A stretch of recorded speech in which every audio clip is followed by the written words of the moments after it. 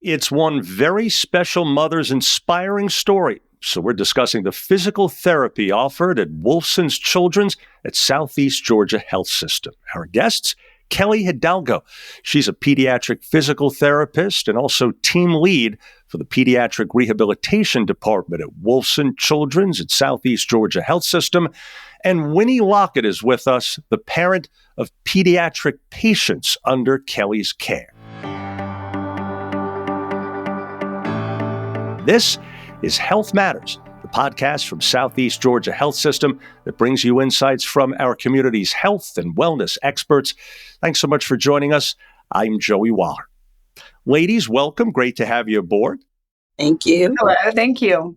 Absolutely. So first, let's start with you, Kelly. What inspired you more so than anything else to work with children as a physical therapist in the first place? So going through physical therapy school, I always knew I wanted to work with children. The thing that inspired me the most to work with children is I was able to participate in a senior service class as a senior in high school. And it was specifically at a school with medically fragile kids with a lot of physical challenges. And it was just such a special experience and very satisfying and just wonderful children that it guided the trajectory for me for what I wanted to do for physical therapy. That's great. And so how long have you been with Wolfson Children's and what's your area of expertise exactly? So I have been with Wolfson's for 11 years now. I started in 2014.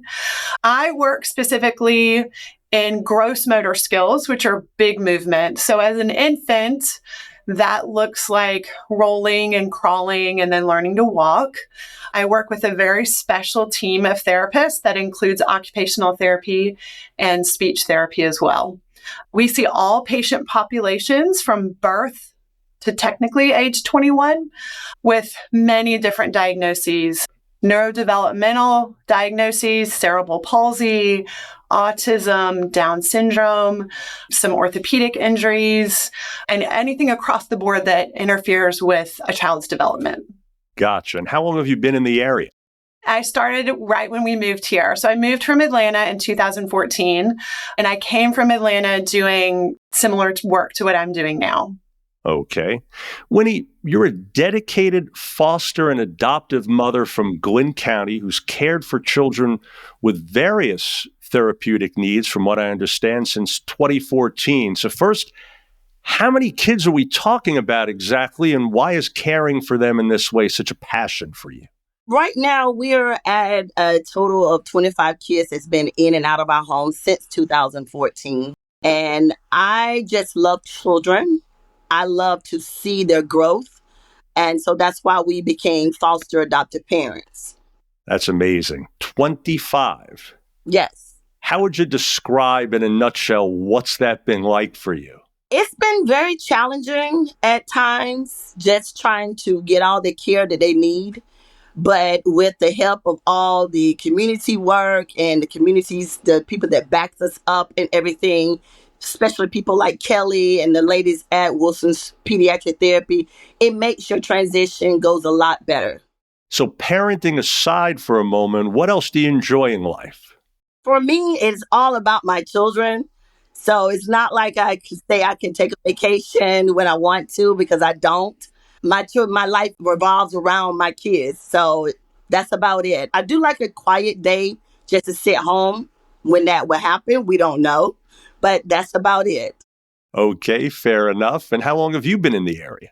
We actually have been in this area since 2006. So Winnie, what were your children's conditions that brought you to Wolfson Children's? We've had children come from all different walks of life, whether it be neonatal absence syndrome, polysubstance of drug abuse during birth, trauma after birth. We've had it all, neurological issues, developmental delays in growth and stuff. So we've had all of them. So all our special medical fragile kids have always been forwarded to Wolfson Children for their services to try to get them somewhat ready for life. That's great to hear. So before your children started therapy initially, what were the biggest concerns or challenges that you had? My biggest concern is whether or not that child can be successful. That's the first thing we look at. What is the long term of this child? Are we going to be able to help him? What is the biggest is the outcome? The challenge is not trying to get the child into services. The challenge is always getting the insurance companies to approve the services and try to approve the services quicker than 4 weeks, 6 weeks out. So that child is just sitting without the services all this time to get started. How would you say therapy has addressed some of the issues your children have had, and talk a little about the progress that's resulted? Therapy has been a godsend. I've had children that come to us that are, I say, spine twisted. I've had some that we didn't think they would ever make any type of emotional signs of smiling or any type of gestures. But with their therapy, from physical therapy to occupational therapy, later on down the line to speech therapy. Matter of fact, our current adopted kids that we have now are still in services, and we see the growth, we see the progress that they're making. Sometimes we look at it and say, oh, wow. When you start, you're thinking it's not really working. But as time go by and you continue to do it, and then they teach us those things at home that we do at home as well as in the facility, it works out great. And so, speaking of which, any specific milestones or achievements that therapy has helped any of your kids reach? For instance, you mentioned smiling. It makes me think, I would imagine parents of healthy, quote unquote, normal kids probably take a young kid smiling for granted, but when it takes more of an effort, you appreciate it a lot more, I'm sure, right? Yes, you do. When you can see that child come to you, and whether it's being trauma through birth or trauma after birth, and then that child go through all these therapies and the love that you give them here in the home, that one smile, whether it be a quick second or a long-term smile, makes a big change. And not only just their smile, just their ability to say, like Kelly said earlier, to roll over or even to try to crawl, or I call it the battleground crawl. It's those little things, those little small milestones that we take for granted with healthy kids, that these kids may not get it. I fight daily. I advocate for these children. I fight for everything that they're entitled to. I ask, and I always try to get everything they need, because I look at it, if they wasn't with me, who would fight for them? They came to me, and when we took into foster care, they said to treat these children out as though they're your children. And so that's what I do. I treat them as though they're all my children. And it certainly sounds as though they're very lucky to have you, to say the least. We'll talk more with you in a moment. But first, Kelly, what would you say your approach is, in a nutshell, to treating children's physical challenges? And then how do you tailor that for each one's specific needs, would you say?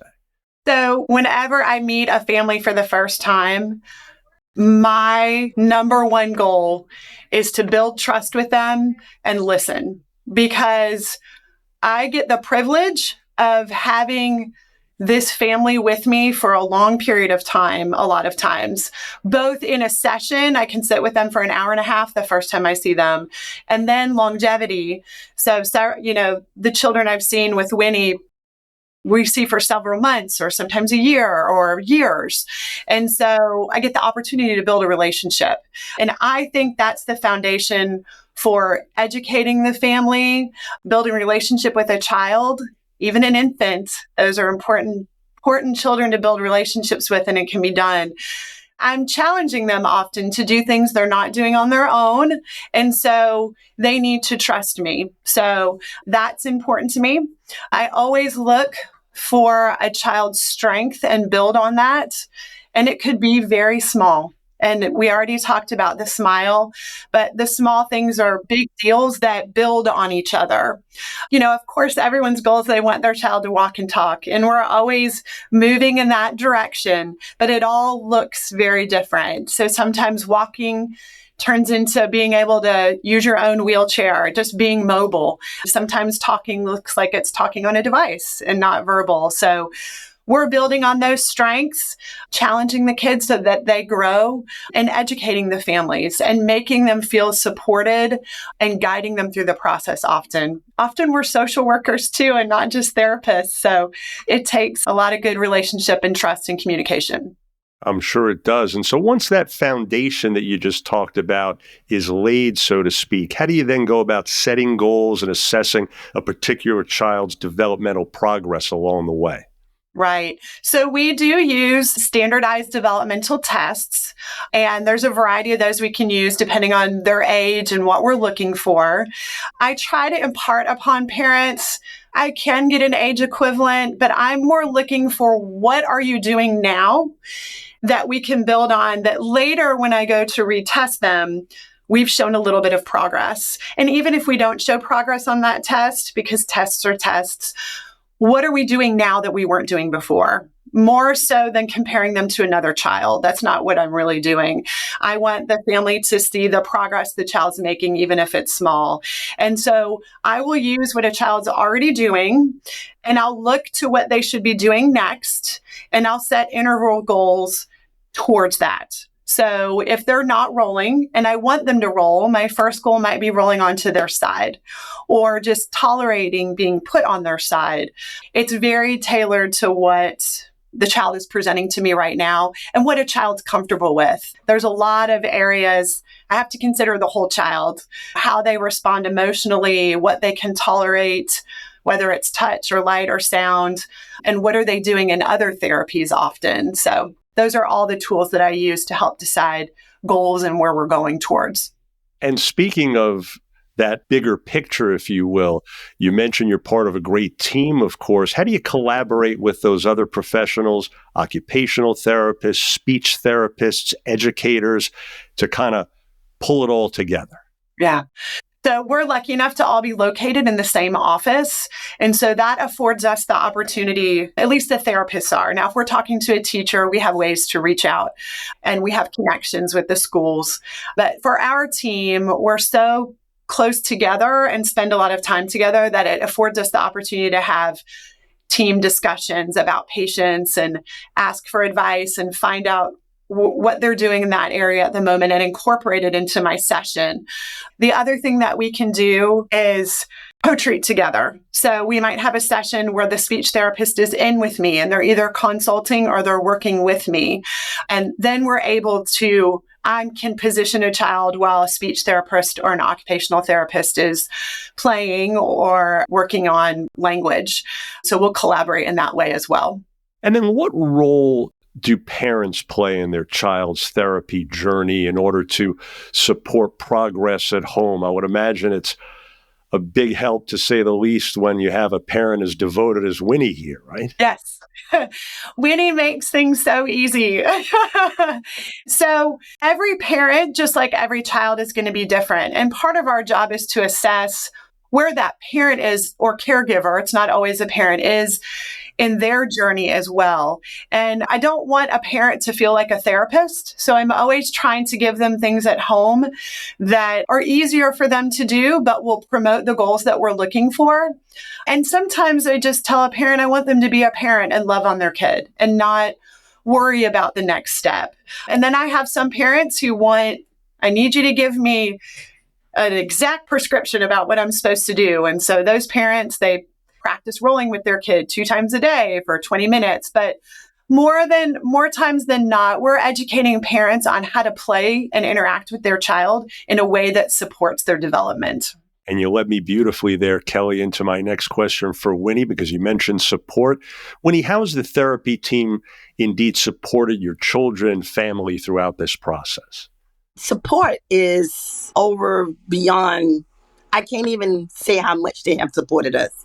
I can make a phone call, or I could just stop by the office and say, hey, I got concerns about this and that. Their support is wonderful at Wolfson Children's Services, from the physical therapist standpoint to the occupational, Occupational also helps some of my children with feeding therapy. It's tied in together. We have kids with swallowing dysfunctions that can't eat certain foods. You think a 2-year-old can eat French fries and chicken nuggets. They have a hard time with that. So, it's all tied in together. So we introduce different things together. And so the support system as Wolfson Children is like exceptional. Yeah, I mean, having a milestone of being able to eat French fries and chicken nuggets, that sounds as important as anything, if you ask me. Yes. Right? And on a serious note, kids definitely love that stuff starting from age 2, if not earlier, right? What improvements, Winnie, have you noticed in your children's daily lives, in school, and their social interactions? What are some of the things that show you that real progress is happening? I've had children start to walk that couldn't walk. I've had children that now can speak that at the age of 2 couldn't even really babble. So now they're 3 years old and they're speaking, they're learning new techniques, they're learning how to use their fingers, just pinching little things. It's sensory issues that a lot of the kids have. Children walk on their tiptoes. You would think, oh, that's no problem. But it is an issue with the child that they walk on their tiptoes. So it's a lot of sensory, has to be a certain type of shoe. Ellie has helped us out a lot with that, whether it be an insert, whether it's a certain type of shoe they need to wear to help them control that balance to get off their toes. I've had so much great progress out of therapy with my children. Even their Wilson doesn't offer like ABA therapy. It's like a play therapy. But I still feel like Wilson still does play therapy with our children to allow them to, when they start school, say kindergarten or pre-K, kindergarten, first grade, those kids are able to sit in a classroom with other children and be able to adapt to their daily lives in a classroom versus as at home or with mom. Couple of other things here for each of you. Winnie, what particular therapists or therapy sessions made a significant impact? Obviously, we have Kelly here, but as we've talked about, she's part of a great team, right? Yes. I cannot say I have a particular therapist. That whole group is wonderful. I can't pick just one. I really can't. I'm going to have to say the entire group is a wonderful group of people. I have to back Kelly up and say, yes, they do. You may come in for a physical therapy evaluation, and next thing you know, you have the occupational therapist in, you got the speech therapist in, and they're looking at this one child to see how can they help this child. That is what I love about them. They don't, just because you don't see them at that time for that services, they come in, they group together, they collaborate together to see, okay, we can help this child this way. Even though I may come in there just thinking, oh, he just need to learn how to roll or crawl or sit on his arm without assistance. They're looking at everything. What is the sensory of occupational wise? If this child is at the talking age or where it needs to be babbling or talking, the speech therapist come in and say, hey, let's look and see what happens while you're doing this. So that's what I love about Wolfson Children's Services. Great to hear. What advice, Winnie, would you give to parents whose child has just started physical therapy and maybe they're feeling a little bit anxious about the whole thing? What I could tell them is that to please be patient. It's not going to happen overnight. You're not going to see the improvement in 30 days. Sometimes it may take 6 months so you can actually see what is going on. But if you just be patient and work with them, they will work the best they can. It takes some time. It didn't happen. It's kind of like when you tell people, you want to lose weight. We didn't gain it overnight. You're not going to lose it overnight. So that's what I tell parents, even today. When you put your child in a therapy session, be involved. Don't just sit, there and be like, oh, I'm not worried about it. They just go in there, do it. Be involved with that child's session so that way you could see what's going on and you could do those things at home. And a lot of times you end up doing them, not even thinking that you're doing them. Kelly, in summary here, how about a particularly memorable success story or breakthrough moment you've had, whether it be with one of Winnie's many children or another young patient of yours? was prepared for this question, and I probably have a moment daily. I mean, if I'm going to be honest, I can think of two right off the top of my head, one involving one of Winnie's special kids that she had briefly, and he was a very, very involved child. And it was one of those things where you kind of sit and go, we probably just need to make him really comfortable. And get everybody comfortable with handling him and him comfortable being in this world. And we got a chair for him right away, a special stroller. And I remember putting him in it the first time, and he just calmed down. You remember this, Winnie? And he sat there and he was so content and relaxed. It was a huge goal met. And then I've had kids, a child with cerebral palsy who's a little older, can't walk by himself, but we found the right bracing for him. And I will remember the first time that he took some steps with the walker and those braces. It wasn't very far, but to me, it made him a walker. And just the pure joy on his face was enough to bring tears to your eyes, quite honestly. So those are the two.